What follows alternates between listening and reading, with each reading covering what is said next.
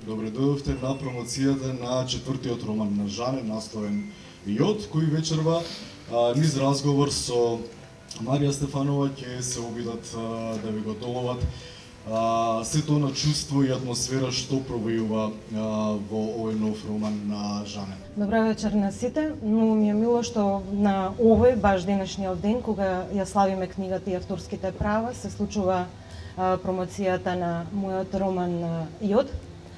Инаку романот кој што го замислив како потрага по личните приказни на сезонските работници од Република Македонија во Република Хрватска, одеднаш го минува својот тек и се случува вивисекција на човештвото и на некој начин соочување со болката од губењето на моралните вредности.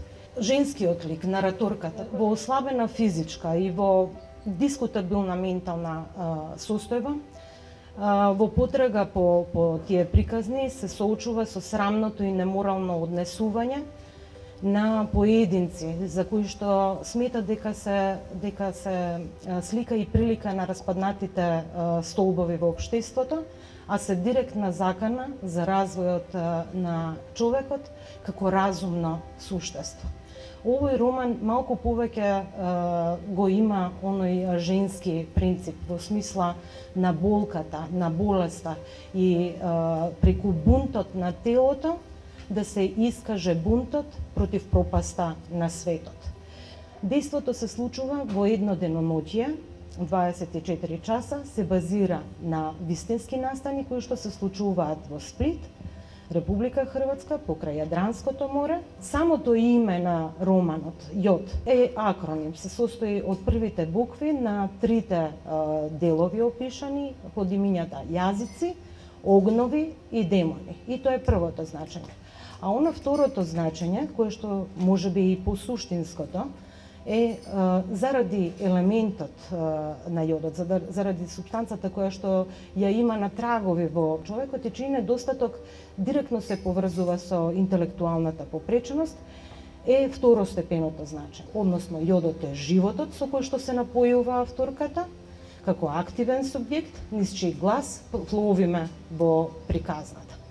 Инаку, во однос на самата психолошка состојба низ која што минува авторката, низ трите различни делови, при средбите со поединците, можеме да забележиме дека состојбата сама градира, а градира заради културолошката, да речеме, и менталната идентификација со луѓето со кои што стапува во контакт.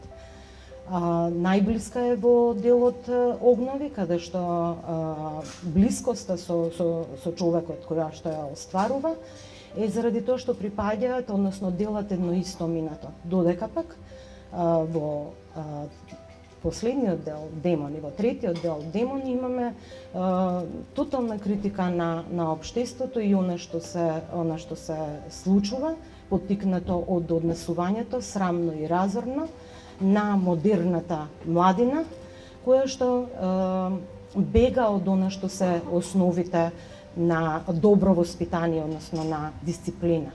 Многу повеќе овој роман го базирав на јазикот и зборовите, кои што имаат моќ баш поради тоа што зад нив стојат слики.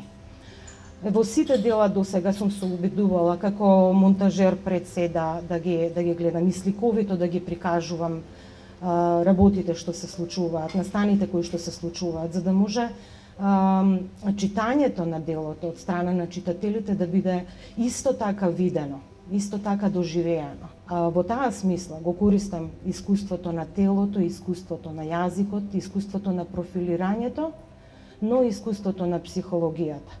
Колку тоа вешто или умешно сум го направила, односно дали негде сум потврлила или не, ја повикав Марија Стефанова на помош, психолог и психотерапевт, која ќе ми објасни малку поинаку дали јас успеав нешто да направам со ова дело или не.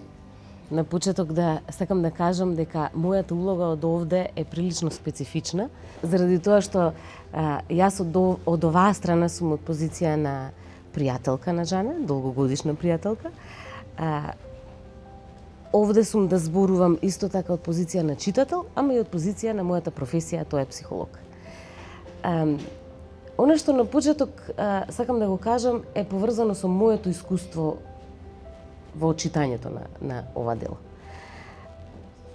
Во голема мера ми помогна тоа што те познавам, заради тоа што не бев ниту малку изненадена од тоа што го читав во смисла на доживување.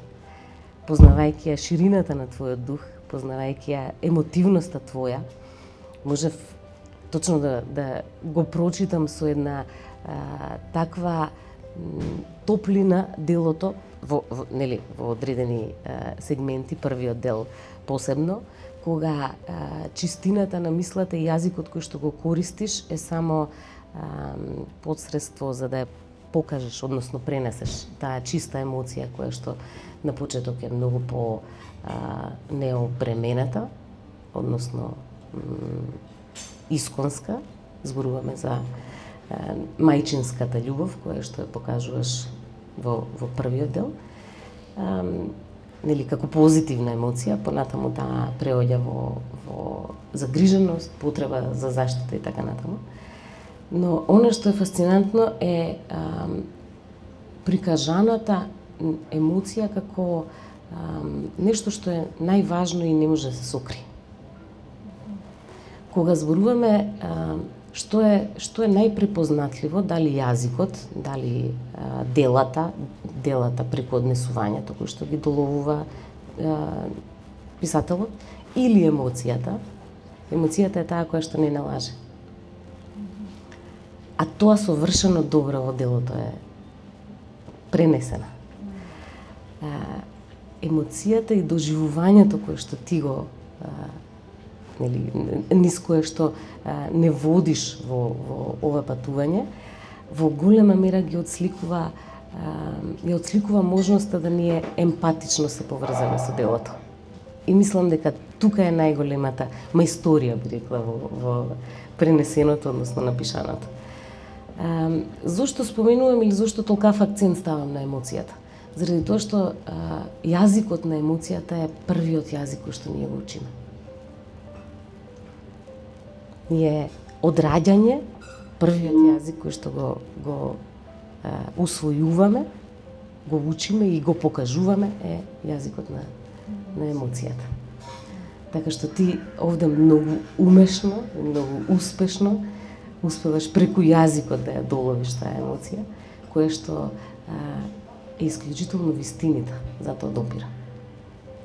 Содржината во ова дело, кое што, пред малку кажав, како патување низ сите твои дилеми не води, отвара еден куп прашања кои што успешно успеваат да остават трага кај секој еден од нас, односно да иницираат некакви размислувања во однос на позицијата која што имаме ние сите во општеството и влијанието во однос на прилично застрашувачкото доживување на распад или ерозија на моралните вредности со кои што сите се соочуваме.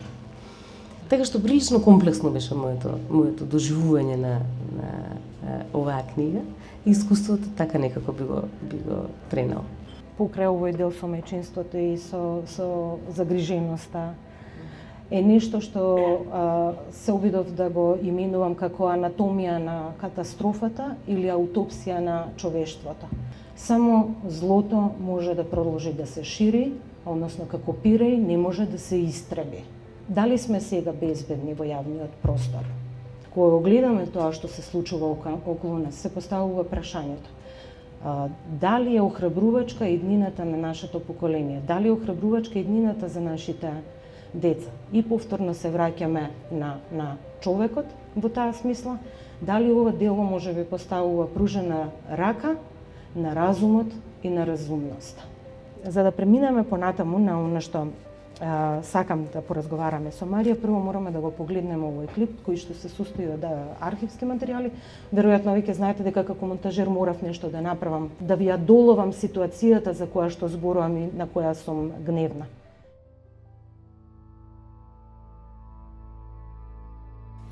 Сезона се nije ni zahuktala, u Splitu turisti s uludim ponašanjem u staroj gradskoj jezgri ponovno šokiraju. Ocjenu F rado bi Spličani dali gostima u njihovom gradu koji piju, pušu drogu, povraćaju, uriniraju i rade što već rade u uskim ulicama gradske jezgre. Mokrenje, povraćanje, penjanje na spomenike. Oni idu na te neke ture za 20 eura gdje mogu piti alkohola koliko žele, dok se ne ruše, dok ne počnu padati u vodu i onda tako mokre nama oko naših kuća, u našim dvorovima, povraćaju. Povraćaju gdje stignu, urlaju i divljaju. I tako svaku noć. Gađaju dakle, naše stanare bocama ujutro kad se probudimo. Prvo što vidimo je ljudski izmet i mokraće. Iz ruke u ruku dilaju se paketići, a sigurno ne razmjenjuju nogometne sličice. Od Zlatnih vrata prema istoku, to je javni WC. Puno je alkohola, naravno teče gotovo ulicama i tu ima scena, naravno, od onog seksa u javnosti. Samo policija moći će se obračunati s onima koji na javnim mjestima vode ljubav. I onda imate turiste koji jednostavno zapišavaju vaše tisućljetne građevine.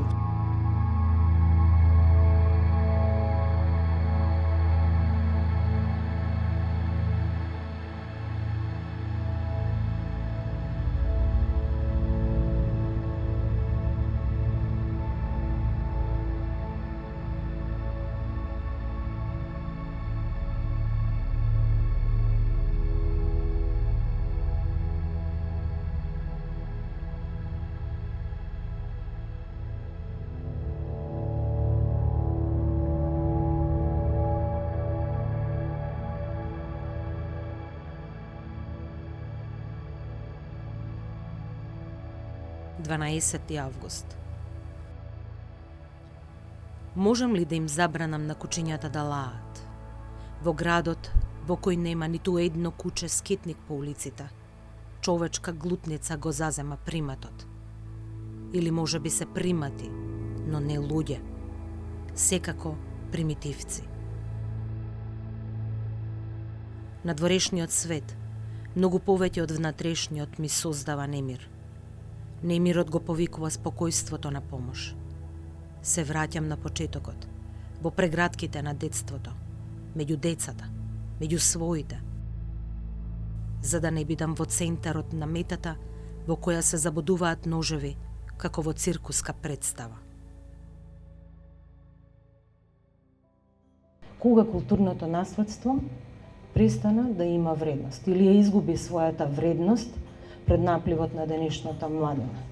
Што се крие, Марија, под површината на ваквото однесување? Оно што можевме да го видиме и на видеото, во најмала рака е отсуство на срам.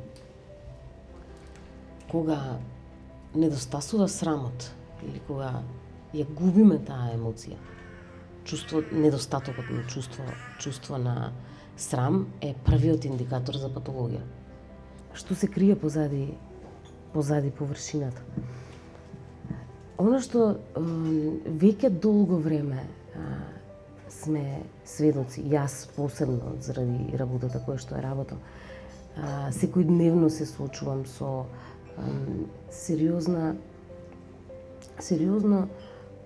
одвојување од себе. Луѓето веќе како да се губат себе си. Што сакам да кажам со ова? Губењето на себе е недопуштање да чувствуваме. Губењето на тој контакт со себе во суштина е нешто што не си го признаваме. Нешто што сакаме да го потиснеме, нешто што сакаме да го отфрлиме. Кога се случува тоа, настанува големо страдање. И во суштина болеста, како символика на болеста на општеството, е одвојување од себе, одвојување од своето тело. Исто така. Престанавме да си го слушаме собственото тело. Тоа многу добро го опишуваш ти во книгата. А што е со злото? Злото зема замав. Можно ли е да се извлечи душата? Веќе гледаме дека е отидено предалеку и предлабоко. Дали е можно некакво лечење на душата во таа смисла? Злото за кое што пишуваш и ти е се присутното насилство кое што го имаме ние во општеството веќе долго време. Таа дехуманизација е злото. Враќањето кон себе, допуштањето на себе да чувствуваме, да го доживееме ова твое напишано, да бидеме доволно емпатични за да го почувствуваме тоа што сакаш да го кажеш. Дополнително спремни да се соочиме и со можеби најболните и насилни ситуации во животот. Во одредена мера, нели, да се процесираат тие емоции вистински. Е начинот на кој што се лекува душата. Сега тоа општествено ако го прошириме, нели? Ако тргнеме од таа претпоставка што е тоа што може да се направи, иако е, нели, далеко отидено, е да секој си го пронајде својот начин на кој што делува на себе, ама делува и на другите. Како што ти твојот начин да комуницираш со другите, истакнувајќи го она што е битно за себе, го имаш преку пишувањето. Како што јас мојот начин избирам да им помагам на луѓето. И кога секој би ја дознал онаа своја суштина, така би се вратиле и така би живееле во подобро општество. Твоето, можеби, ќе се надоврзам на првото прашање, околу доживувањето на моето читање. Твоето дело е исклучително успешно заради тоа што ти твојата суштина успеваш да ја пренесеш. И мислам дека тоа е главното, што може да влијае на како може да се излечи прво душата по општеството. Или она што го заклучувам на крај, да останете будни. Да останете будни, јас го читам, останете свесни. Останете присутни. Пред промените што се случуваат, останете будни и останете свесни. Така.